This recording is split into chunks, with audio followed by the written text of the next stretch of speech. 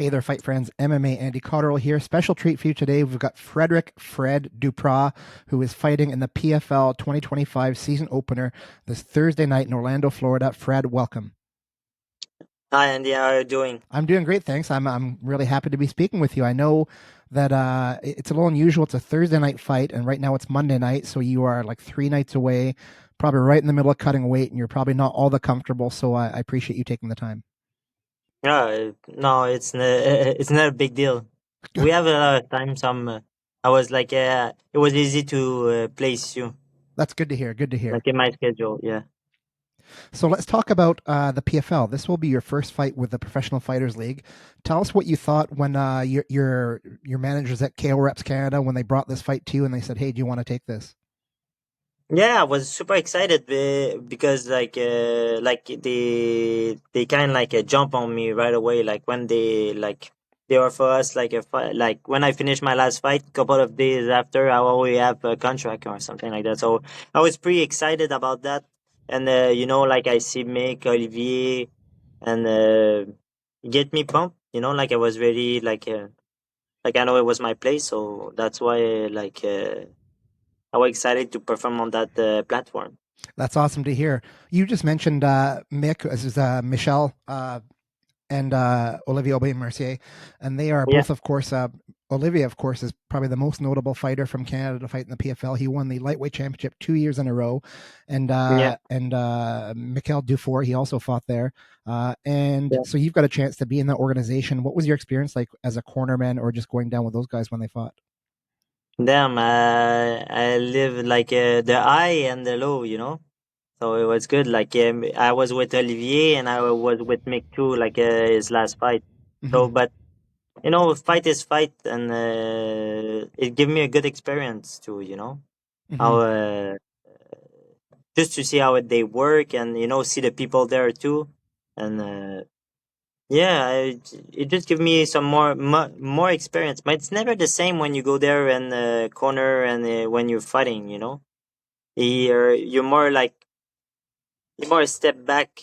Like sometimes more like more stress when it's a friend fighting than sometimes when it's me fighting. Because when it's them, I cannot control anything. You know, Yeah, can scream and try to help them, but yeah, it's not the same thing. that's interesting. I would have thought it'd be backwards. Like if you were going down as a corner, you wouldn't be as stressed because you're not the one fighting, but you say No, because you're but not fighting. Yeah. yeah, it's man for me. It's more like that. So that's why I think sometimes I'm too much involved. Get too much emotional in it. Yeah. But I think they have some good part too. What are you like as a fighter in preparation in the days leading up to a fight? I know some fighters get very nervous. I know former UFC champion Tito Ortiz very famously would throw up before all his fights, even as the champion. But some fighters, it seems like they're just going to a sparring session or they're going to watch a movie. It's nothing. What are you like? Good question. Like, it's.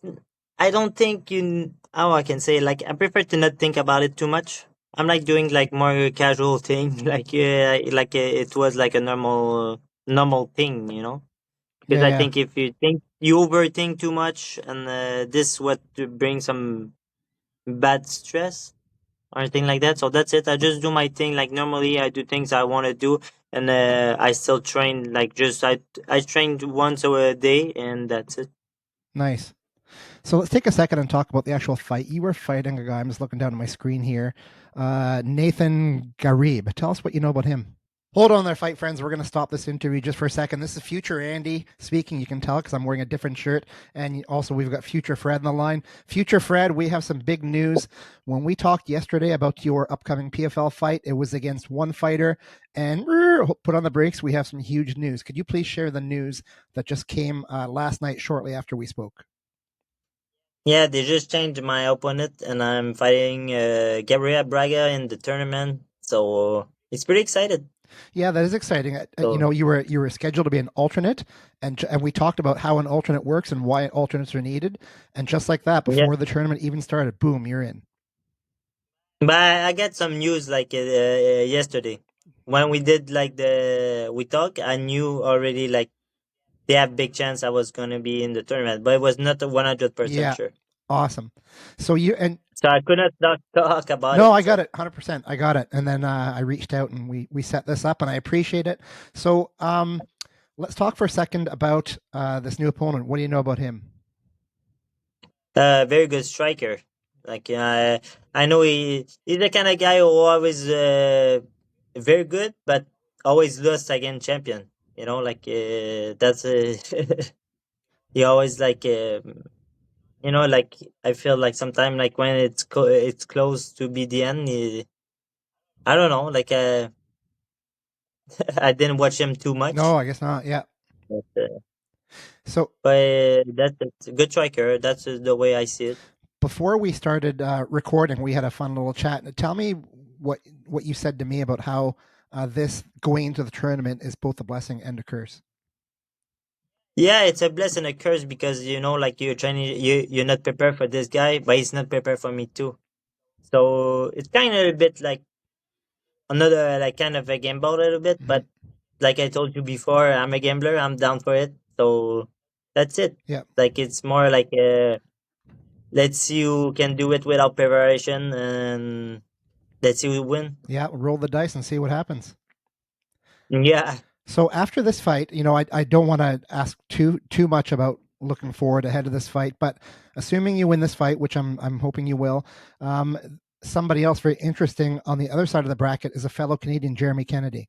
If you both win your yeah, fights, yeah. that means the next round will be Canadian versus Canadian. Have you ever met Jer? No, I don't think so. No, you don't think so? It's not me and no. He have his own bracket, and I have my other bracket. Me, it's again Oh, Pinedo that's and right. Yeah. You're absolutely right. I'm sorry. I should look more into that. But so it is a possibility, though. The finals might be Canadians against each other. yeah, Have you met? yeah. It's weird because I follow like I watch him a lot, Jamaica. I follow his career. You know, like I always been like kind of a fan. I can say I'm a Sure. fan because Yep. I watch his. I like his fight style, but it is what it is. I even trained a little bit with him, but I was like very not like I think it was like first training after 2 weeks of a fight, and I was like, but it was very as light training, like you know. Nice. But I always want to train a little bit more with him, but I never get the chance. Well, I think I was injured or something like that. I remember I have something, and I was like, oh man, I really want to train with him, and you know, but I didn't have, I couldn't. No, I know I couldn't do more, you know. Hmm. So when you have an But opponent change like this on very short notice, coming up to a pretty big high exposure event, how able are you and your team, your coach Richard Ho, able to formulate a game plan in such a short amount of time? like I told you, it's more like you adjust yourself about what the guy is going to try to do to you. You know, it's like you know, it's more the approach of the fight. You know, like you're going to do your thing and be careful about those kind of things. You can, like I told you, I don't. I go more with flow than oh, I have to do Yeah, this. I have yeah. to do this. It's more like my body is gonna do the way like you know like I have to protect like how I can say it. It's more like it's more muscle memory for me. You know, I practice like I got used for to protect like that all the camp, and I'm gonna do this in that fight. Yeah, as long as you do that in training, if you said muscle memory, well, it's about training all aspects of the game and practicing all aspects of the game so that when the fight is actually happening, it's not a surprise. Like you've been through it all already, so it shouldn't Yeah, be a big shock. yeah, All right, Fred. I'm not going to keep you. I know it's we're getting tight for time. You have the weigh-ins tomorrow. The fight the next day. yeah. It's coming pretty quickly. So I appreciate you taking the time for the second time in 2 days. Congratulations on getting in the PFL tournament. Best of Thank luck. you, I know you've Andy. got all of Canada Thank behind you. you, and But yeah, yeah, kick some butt, man. yeah, that's a All right, plan. Fred. Take care. There you go, fight friends. Ciao, Andy. Future Fred says he's gonna. Well, future Fred, you heard what you just said. Okay, take care. Bye. When people who are fight fans and they take a look at a fight card coming up, usually they'll go onto a website like Topology or SureDog and they'll look at the fighters' records and they'll look and see how the previous fights went with the fighters. So just initial first look at you and Nathan. Nathan, like you mentioned, he's a bit of a striker, but you, on the other hand, I'm going to read off your past 6 wins. You won by guillotine choke. You won by guillotine choke. You won by anaconda choke. You won by guillotine choke. You won by guillotine choke. You won by arm triangle choke. Before that was a guillotine choke, and then before that, I just see a submission. So I think it's safe to say that people kind of I know think what. it's in the first one too. Okay, there you go. So I think people will automatically assume that you are just a submission fighter, and I'm guessing that's clearly where you're the strongest and you're most comfortable with. What are you like as a fighter in other areas? But yeah, but if you saw my last fight, that it show a little bit that I'm not just a grappler, you know. Hmm. You're Uh, fighting against Jesse Arnett. That was an excellent fight. yeah, I just go with. I really go just with the flow. It's not something I go for spamming. That's the crazy thing. Like it's not even like I prepare myself to go for that. It's just like if it's there, I'm gonna take it for sure. But it's more like I'm trying to create this opportunity. If it's there, it's there. If it's not there, I'm not gonna rush it for nothing. Or it's not like it's a game plan. I'm gonna go there and finish them with that. Like it's just there. I go. If things works, I'm going there. Well, yeah, and that makes total sense because some people might not realize, or I don't know what they realize, but some people who might not really know too much about the fight game, I don't know. Do they think you just walk up, like put your hand on a fighter, place them on the ground, and then submit them? No, you've got to get them there, right? And how do you do that? Yeah, You've got to soften them up. You've got to. Every fight starts in the feet, right? So you have to be yeah, striking at the start. You have to find a way to get in close. So it's not like it's just submission because those guys who are just submission only fighters, they get knocked out coming in, or they lose it in the clinch. And in order to be able to submit them, you have to be able to dominate them first and get them ready yeah. ready to be submitted. But it's so funny because like a lot of people like they're like because before Jesse the last fight I was like all in the first round. And even just get him like it was like some situation. I think was like almost there. Yeah, But the thing is, like everybody think like it looked they say, look, oh, you never see a decision or thing like that. But everybody like look like, oh, it's easy to do that, but it's very not easy to do it. no, You no.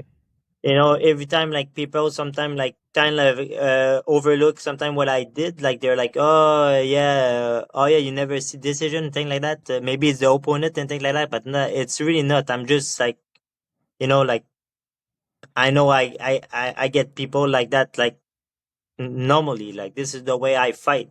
Yeah, You yeah, know, yeah.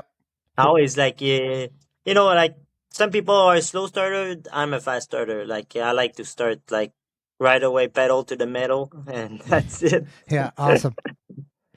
Who's going to be coming down with you, or who's there with you now? Who's going to be in your corner for the fight? Richard, my coach Richard O is with me. I'm gonna have another guy from my gym, Alex Trench, that's gonna come here and help me for the training. Uh, Speaking about your coach, Richard Ho, it Yeah, seems like just a few years ago, like I've been doing this for a long time, so I've seen trainers come and go and some become popular. For me, it seems like Richard came out of nowhere a few years ago, and all of a sudden he was finding a lot of success with his gym, H2O MMA. Before that, not the only thing you heard from Quebec, but mostly you heard was TriStar, TriStar, TriStar. And now, even though H2O, you work closely with TriStar and it seems like you're all friendly to some yeah. degree, H2O has really made a name for itself with Oli, with Mikael, and with you and some other fighters. Talk to us about H2O MMA and what the atmosphere is like at that gym and what training there gives to you as a fighter.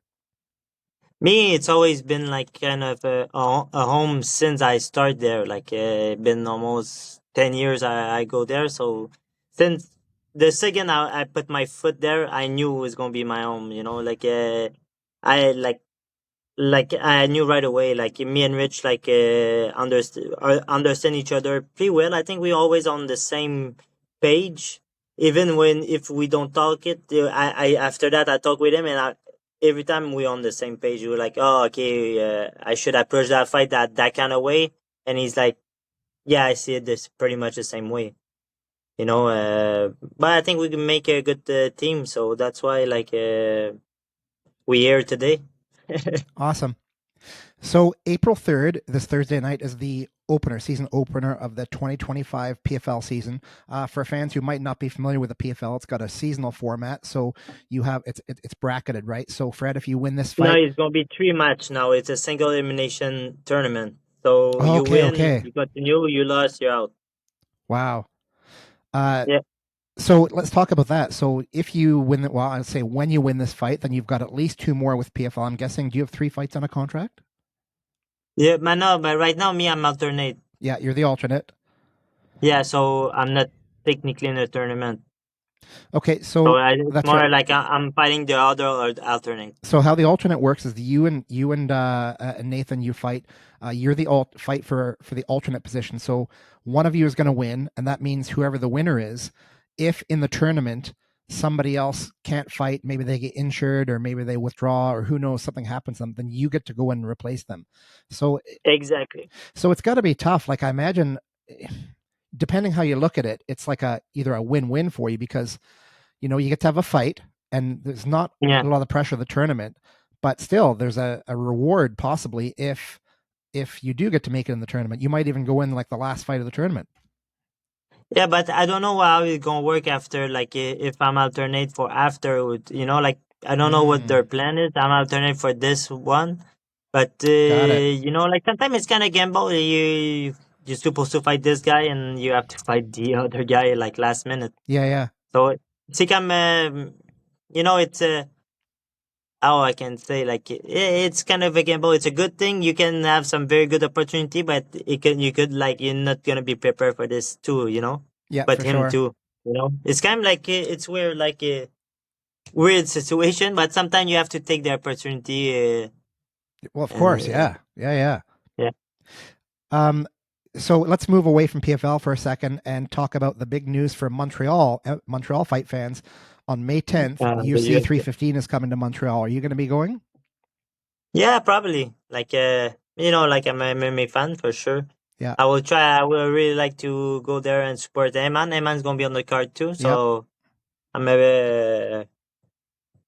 it's one of my good friends, so for sure I would try to yep. go there and support him. So you're talking about Eamon Zahabi, who will be fighting Jose Aldo, which is an incredible fight. I can hardly wait to watch. Yeah, What's Eamon like as a training part? What's it like training with him? he's very nice, pretty rough, but I like it. But like that. I think that's why we like to train with each other. We kind of like we like to push each other, Hmm. without getting injured. Sometimes you have some people like when you come starting to put like more like intensity, Yep. they're kind of like not like not liking it because they're feeling like it's too rough or thing like that. Maybe me and a man, I think we can escalate like Escalate. Yep. go a little bit like yeah, escalate a little bit, but without getting like injured or still like getting good competition technically. Yeah, yeah. One thing I've really Yeah, liked about the management of his career is that he hasn't been the busiest. Like he doesn't fight like 4 times a year like some people, but yeah, that's probably smart, right? He's not hurting himself. He's taking time. He's training between his fights. He's elevating his skill set. He's taking smart fights, and when he takes those smart fights that can give him a boost up in the rankings, he's ready and he goes in, and when he wins that fight, that's what happens. He gets boosted up the ranks, and now look at him. He's a ranked UFC fighter fighting at a huge card. he's top 15 right now, huh? Yeah, I think something like yeah, I'm not mistaken. Yeah, yeah, yeah, it's very good for him. I'm happy for him. Deserve it when like when you know some people from the long time, you get some ups and downs, and when you came back from that and you going to the top 15, it's so good. Like it's very impressive and like inspire. How you inspire? Inspire. Yeah, inspiring. Yeah, yeah, inspiring. Yeah. awesome. Okay, Fred. I just want to say thank you for speaking with us. I truly appreciate it. I know it's probably helping to kill some time sitting in your hotel just waiting for the fight to happen. Do you have any final words? Anybody you'd like to talk to or say thank you to or anything like that? I want to thank you all my sponsor and all the people that's supporting me. Like, and I'm not going there alone. I have all my team, and that's it. Ready to go. Okay, Fred. Well, thanks so much for speaking with us. Good luck on Thursday night and your PFL fight. I know you're going to kick some butt, so best of luck, and we will talk to you again. Thank you. There you go, fight friends. Fred Dupras fighting in the PFL 2025 season opener this Thursday night.